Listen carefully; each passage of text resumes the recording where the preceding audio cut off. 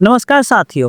आज मैं आपके सामने गर्व और संकल्प के साथ खड़ा हूँ एक ऐसे दौर की गवाही देने के लिए जहां भारत ने न केवल सहनशीलता दिखाई है बल्कि दुश्मनों को करारा जवाब भी दिया है। यह कहानी है आतंकवाद के खिलाफ हमारी निर्णायक कार्यवाही की, जो 22 अप्रैल 2025 को शुरू होती है और 14 मई को हमारे भारत के सेना के दृढ़ इच्छा शक्ति के मिसाल बन गई है। तो बात है 22 अप्रैल को पहलगाम हमला की। 22 अप्रैल को जम्मू कश्मीर के एक ऐसे खूबसूरत इलाका पहलगाम, जहां पे भारत ही नहीं बल्कि विदेश के भी पर्यटक वहां पे घूमने के लिए आते हैं, और इन पर्यटकों के बीच में एकाएक 3 से 4 आतंकवादी आते हैं, जहां पे उन्होंने 27 निर्दोष पर्यटकों की हत्या कर देती है। ये सिर्फ हत्या ही नहीं थी, ये कायरतापूर्ण की हत्या थी, जहाँ पे धर्म के नाम पे हिंदू और मुस्लिम की एकता को तोड़ने के लिए स्पेशल को कश्मीरी लोगों के लिए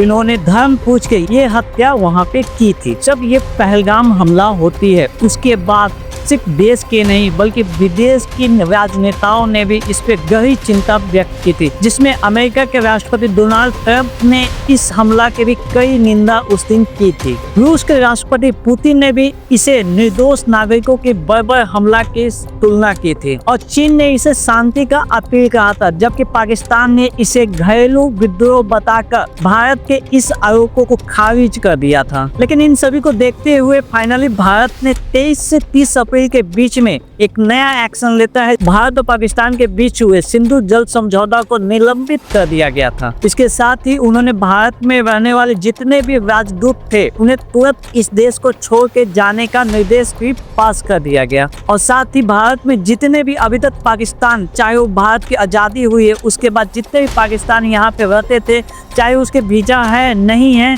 या फिर उसकी डेट बची हुई है, सभी के वीजा को यहाँ पे कैंसिल कर दिया गया और पुनः उन्हें अपने देश को लौट जाने के आदेश भी दे दिया गया। और इसी क्रम में भारत पाकिस्तान के अटारी वाघा बॉर्डर को बंद कर दिया गया, और वहाँ से जितने भी पाकिस्तानी यहाँ भारत में रहते थे सभी को वापस अपने देश में भेज दिया गया। और इन सभी के बीच में भारत और पाकिस्तान दोनों देशों ने अपने एयर स्पेस को बंद कर दिया, यानी कि भारत की कोई भी फ्लाइट अब पाकिस्तान एयर स्पेस में नहीं जाएगी। पाकिस्तान की कोई भी फ्लाइट भारत के सीमा के अंदर में नहीं होनी चाहिए। लेकिन इन सभी को देखते हुए भारत की जनता अभी भी यहाँ पे नाखुश थे। उन्हें ऐसे कोई भी जवाब नहीं मिली थी पाकिस्तान को जो उन्होंने इस वक्त अभद्रपूर्ण व्यवहार किया था। इन सभी को देखते हुए भारत के तमाम नागरिक एक ही चीज चाहते थे कि पाकिस्तान से इससे जल्द बदला लिया जाए। और इन सभी को देखते हुए फाइनली 6 तारीख को हमारे माननीय पीएम ने ये अनाउंसमेंट किया कि कल पूरा भारत में मॉक ड्रिल को किया जाएगा। मॉक ड्रिल के लिए भारतीय नागरिक बहुत ही ज़्यादा उत्सुक थे, उन्होंने 7 मई की तैयारी कर ली थी। तो 6 तारीख तो बीत चुकी है, बात है अब 7 तारीख को। लोग 7 तारीख का वेट कर रहे थे, लेकिन इन सभी के बीच में फाइनली 1:05 को भारतीय सेना ने 1:30 तक यानी कि 25 मिनट तक एक गुप्त ऑपरेशन के दौरान भारत से पाकिस्तान में एक पंजाब के क्षेत्र में 11 आतंकी शिविरों को ध्वस्त कर दिया, जिसमें खासकर भारतीय सेना ने उन क्षेत्रों को टारगेट किया जहां पे पाकिस्तान ने आतंकवादियों को पनाह दे रखी थी, जिसमें लश्कर और जैश के मेन मुख्यालय पे ये हमला हुआ था, जिसमें भारत की ओर से दावा किया गया है कि लगभग 100 से ऊपर आतंकी को इस बार ढेर किया गया है। और इस ऑपरेशन को करने के लिए भारत ने फ्रांस के मंगाए गए राफेल जेट, साथ ही साथ scalp missile, BrahMos cruise missile और स्काई स्ट्राइकर ड्रोन का भी इस्तेमाल किया। इन हमला के होने के बाद लोगों को पता ही नहीं चला कि आखिरकार हुआ क्या है। बहुत से अफवाहें इन दिनों सोशल मीडिया पे फैलने लगी थी, जिसे देखते हुए फाइनली भारत के विदेश सचिव विक्रम मिश्री और साथ ही भारतीय सेना के 2 महिला अधिकारी जिन्होंने इस ऑपरेशन को अंजाम दिया था, इन्होंने आधिकारिक रूप से प्रेस को संबोधित किया, जिसमें उन्होंने इस ऑपरेशन का नाम भी दिया ऑपरेशन सिंधु, और ऑपरेशन सिंधु की जानकारी दी। ऑपरेशन सिंधु एक ऐसा नाम दिया गया जो कि हम तमाम भारतीय नागरिक और महिलाएं इस ऑपरेशन सिंधु का बहुत ही ज्यादा सत्कार करते हैं। आपको पता है पहलगाम हमला के समय में स्पेशली 4 मेल को वहाँ पे टारगेट किया गया था और फीमेल को वहाँ पे छोड़ दिया गया था, और उसी का बदला लेते हुए यहाँ पे नाम रखा गया ऑपरेशन सिंधु। और इस प्रेस के दौरान हमारे भारतीय सेना के अधिकारी ने सैटेलाइट के उन इमेज और सबूत को पेश किए जहां पे उन्होंने ये दावा किया कि आज की जो हमने कार्रवाई की है वो सिर्फ और सिर्फ आतंकवादी के खिलाफ की है, इसीलिए हमने नाइट में टारगेट नहीं किया है और इसीलिए किसी भी आम जनता को इससे किसी भी प्रकार की हानि नहीं हुई है। और इन सभी चीज के होने के बाद पाकिस्तान बौखलाए हुए अंदाज में मीडिया के सामने आता है और बोलता है कि हमने भारत के 3 जहाजों को मार गिराया है, जिसमें राफेल, MiG-21 और एक सुखोई को इस बार क्षति पहुंचाई है। लेकिन कम से कम इस बार पाकिस्तान ये तो कबूला इस बार भारत ने उसके अंदर अटैक किए हैं, क्योंकि लास्ट जितने भी ऑपरेशन हुए थे उन सभी में पाकिस्तान ने डायरेक्टली कहा था कि ऐसा कुछ भी हमारे देश में घटना नहीं हुई है।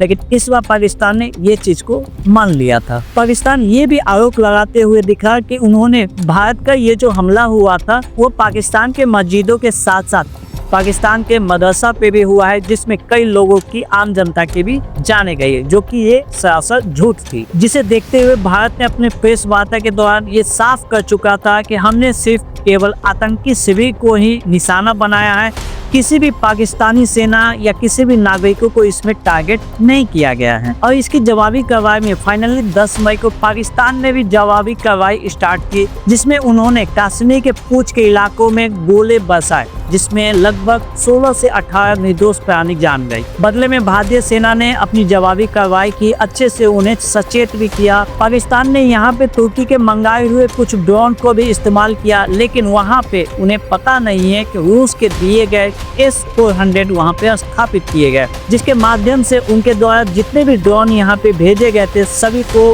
आकाश में ही नष्ट कर दिया गया। अमेरिका ने इन सभी को देखते हुए इन दोनों देशों के बीच में मध्यस्थता या फिर शांति की स्थापित करने की अपील करने का स्टार्ट कर दिया। लेकिन सबसे बड़ा सवाल ये आया कि इससे कुछ हानि भी हुई है। जी हाँ, हानि भी हुई है, यानी कि 12 मई को परमाणु दुर्घटना की आशंका भी हुई है, क्योंकि आपको पता है कि जब भी परमाणु की दुर्घटना की आशंका होती है या फिर किसी प्रकार का लीकेज होती है तो अमेरिका के द्वारा एक स्पेशल एयरक्राफ्ट है जो कि आके इस पे रिसर्च करता है, क्योंकि अमेरिका के न्यूक्लियर एक्सीडेंट मैनेजमेंट विमान इन दिनों पाकिस्तान के नूर खान एयरबेस के ऊपर उड़ता हुआ दिखाई दिया है। साथ ही साथ एक इजिप्ट का विमान जो पाकिस्तान में बोयन छड़का है, बोयन जो कि इजिप्ट के नील नदी में ही सिर्फ पाई जाती है। इससे ये अटकलें तो तेज हो गई है, क्या भारत जाने अनजाने में पाकिस्तान के परमाणु ठिकानों को तो निशाना नहीं बनाया। इन सभी गतिविधियों में पाकिस्तान का सबसे ज्यादा कोई सपोर्ट किया तो वो है चीन। जी हाँ, चीन ने खुलेआम इसमें सपोर्ट नहीं किया, लेकिन इंटरनली फेस से उन्होंने पाकिस्तान को बहुत ज्यादा सपोर्ट भी किया है, जिसमें चीन ने 115 जासूसी सैटेलाइट के द्वारा भारत की सैन्य गतिविधियों की टोटल ट्रैक पाकिस्तान को देते हैं। उन्होंने पाकिस्तान को बहुत से नई मिसाइलें भी दी, जिसमें PL-50A, JF-70, JET-NC जैसे आधुनिक फाइटर जेट भी उन्होंने इस दिनों प्रदान किए हैं। साथ ही साथ उन्होंने ड्रोन के साथ अवैक्ट सिस्टम्स एंड अन्य निगरानी तकनीकों को सिस्टम भी उन्हें मुहैया करवाया है। और इन सभी के बीच में 14 मई को भारतीय सेना ने ऑपरेशन को लेकर झूठ का पर्दाफाश भी किया है। भारतीय सेना ने कश्मीर में 3 आतंकियों को भी मार गिराया है, जिसमें शाहिद कट्टे भी था जो पहलगाम हमले का मास्टरमाइंड था। साथ ही पाकिस्तान ने यह भी दावा किया था कि उन्होंने भारत के S-400 मिसाइल को नष्ट किया है, जिसके जवाब में भारतीय प्रधानमंत्री ने पंजाब के आदमपुर एयरबेस का दौरा भी किया है। साथ ही साथ उन्होंने S-400 के साथ अपनी तस्वीरें भी खिंचवाई है और सोशल मीडिया पे पोस्ट किया है, जो कि पाकिस्तान का दावा को यहाँ पे साफ निष्कासित करते हुए दिखाई दी गई है। और उन्होंने आदमपुर एयरबेस से ही संदेश दिया, हमारी रक्षा अजय है, जो आंख उठाएगा उसकी आंखें बंद कर दी जाएगी। और जाते जाते हमारे देश के PM ने ये भी कहा गया है कि अब पाकिस्तान से अगर किसी भी प्रकार का बातचीत होती है तो सिर्फ और सिर्फ POK या फिर आतंकवाद के ऊपर ही होगी, किसी भी प्रकार का ट्रेड पे बात नहीं की जाएगी, क्योंकि उन्होंने साफ कहा है कि अब खून के साथ पानी कभी नहीं बहेगा। तो साथियों, ये संघर्ष केवल सीमाओं का नहीं था, ये सच्चाई बनाम झूठ का भी था, न्याय बनाम आतंकवाद का था, साहस बनाम कायरता का युद्ध भी था। भारत ने एक बार फिर से ये साबित किया है कि वो न केवल सहता है बल्कि निर्णायक कार्रवाई भी करता है। भारत की सेना हमारी खुफिया एजेंसियों के साथ हमारी सरकार के हर एक नागरिक ने मिलकर दुनिया को ये दिखा दिया है कि भारत अब पहले जैसा नहीं है। अब हम हर मोर्चे पे सक्षम है, चाहे वो तकनीकी हो, कूटनीतिक हो या फिर सैन्य हो। तो आने वाले दिनों में ये पता चलेगा क्या पाकिस्तान अपनी आदतों को सुधार पाएगा। बाकी आप लोग इसी चैनल पे इसी प्रकार बने रहिए और आज के लिए जय हिंद, जय जवान, जय किसान। धन्यवाद।